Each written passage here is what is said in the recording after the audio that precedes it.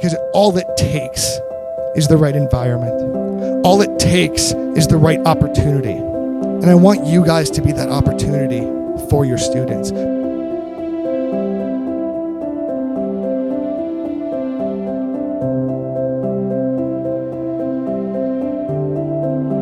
Every single one of us has kids that think that the world has given up on them. That if we just give them the opportunity, if we just be a little bit better, can thrive in our classrooms, can feel successful in our classrooms. You can be that opportunity. And it's not going to happen overnight. It's about being a little bit better every single day.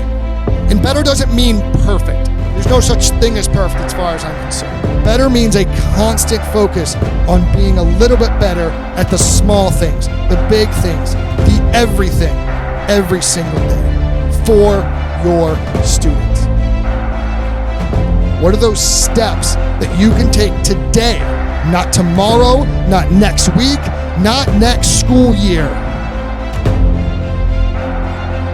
Because every single one of you has the opportunity to be better today than you were yesterday, and better tomorrow than you were today.